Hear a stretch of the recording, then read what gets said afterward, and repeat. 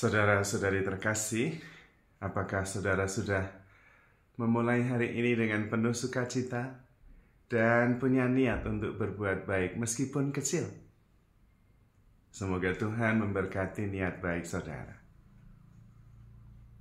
Kita seringkali mendengar tentang kita harus menyangkal diri. Kita harus menghilangkan ego. Pertanyaannya adalah, bagaimana menyangkal diri? Bagaimana menghilangkan ego? Apa itu ego? Ego sebetulnya adalah proses berpikir. Proses berpikir yang menciptakan gambaran tentang diri dan meyakinkan kita bahwa gambaran tentang diri itulah diri kita yang sebenarnya. Gambaran tentang diri itulah yang real. Dan kemudian memaksa kita untuk mengartikan realitas menurut cara pandang ego itu, proses berpikir itu. Selama kita meyakini bahwa ego adalah diri kita, maka kemudian kita memang bertindak menurut ego kita.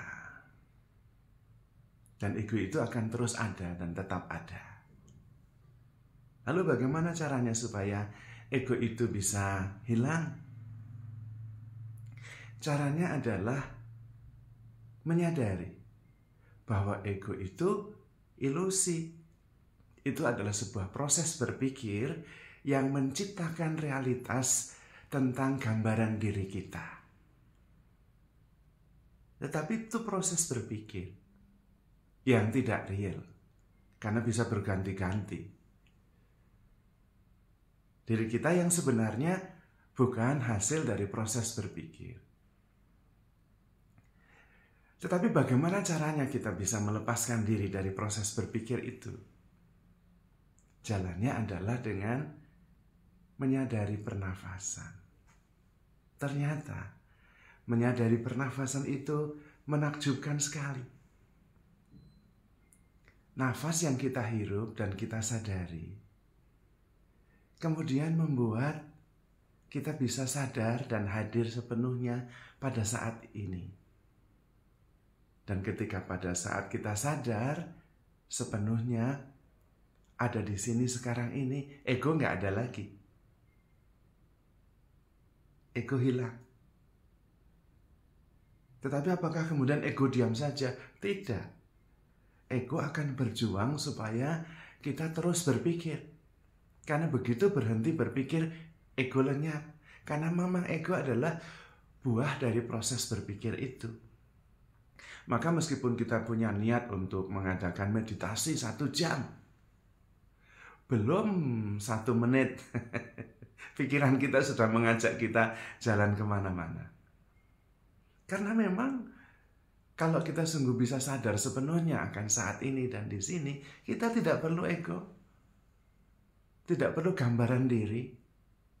Cukup mengalami segalanya, hadir sepenuhnya, sadar sepenuhnya, dan menikmati segala-galanya. Dan pada saat itu kita tidak perlu berpikir. Dan ketika kita tidak berpikir, pada saat itu juga persoalan kita tidak ada sama sekali. Karena persoalan melekat pada ego, pada pikiran. Ego yang menciptakan persoalan itu. Ego juga yang berusaha untuk mencari solusinya.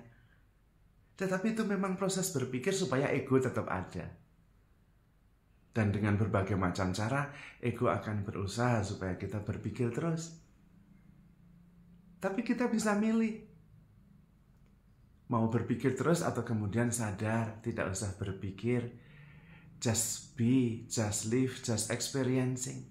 Mengalami saja, mensyukuri saja.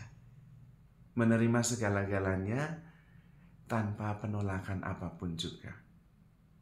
Dan itu bukti bahwa sebetulnya ego itu tidak real, karena bisa kita abaikan. Apakah pikiran kemudian akan berhenti? Tidak. Akan terus datang dan kemudian membujuk kita untuk mengikutinya. Tapi pada saat itu kemudian kita sudah tahu untuk tidak selalu mengikuti dan mempercayai pikiran. Nah, di situ mulai tercipta sebuah kekuatan untuk kemudian mengambil jarak, tidak menyamakan diri bahwa saya sama dengan ego saya. Pada saat itulah ego kehilangan kekuatannya. Dan kemudian kita menjadi lebih bebas. Berpikir itu tidak harus. Menderita juga tidak harus. Optional. Kita bisa milih. Kita bisa memilih sadar dan lebih menggunakan inner wisdom yang mengalir dari dalam dan membawa kedamaian. Dan itu cirinya. Ketika kita lebih mengandalkan inner wisdom, kita mengambil keputusan dan hasilnya lebih damai. Tetapi kalau kita mengambil keputusan berdasarkan pikiran, kita akan galau. Karena pikiran selalu bekerja dengan sistem pertentangan. Baik, buruk, benar, salah. Karena memang pikiran diciptakan, muncul untuk survival. Kita sudah tidak pada level survival lagi, tetapi level pada spiritual growth, pertumbuhan rohani. Sehingga justru kalau bisa, kita mengurangi ego. Dan kemudian lebih memilih sadar sepenuhnya, menerima segala-galanya, memilih kebijaksanaan, menyadari bimbingan roh di dalam suara hati, inner wisdom, yang menuntun kita kepada kebenaran dan bukan ilusi. Latihannya justru dengan menyadari pernafasan. Karena nafas itu ada sebelum kita berpikir. Nafas itu selalu bersama kita sejak kita bernafas pertama kali sampai kita menghembuskannya untuk terakhir kali. Dan karena itu ketika kita menyadarinya, maka kemudian kita bisa terhubung dengan kesadaran, dengan diri kita yang sebenarnya. Nafas adalah penghubung antara yang jasmani dengan yang rohani. Penghubung antara yang badan dan yang spiritual. Karena itu dengan menyadari pernafasan, mensyukurinya, kita terhubung dengan jati diri kita yang sebenarnya. Dan di situ ada ketenangan dan ada kejernihan. Sehingga kita tidak harus mengikuti gerak pikir yang kadang-kadang meloncat-loncat seperti monyet atau kuda liar yang belum dijinakkan. Kalau kita mengikuti pikiran terus, hidup kita tidak pernah tenang. Karena berarti kita mendasarkan hidup kita pada sesuatu yang terus berubah. Pikiran terus berubah. Sementara kalau mendasarkan diri pada kesadaran, pada inner wisdom, pada kasih, pada jati diri kita hidup lebih tenang. Karena memang kita diciptakan sebagai citra dan gambaran Tuhan sendiri yang adalah kasih. Kasih tanpa batas, kasih melampaui pikiran, kasih tidak berubah, kasih ya kasih.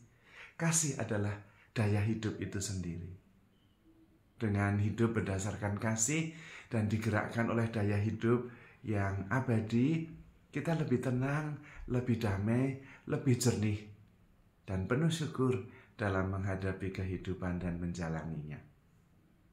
Maka saudara-saudari terkasih, handle yourself with care because you are love. Tuhan memberkati.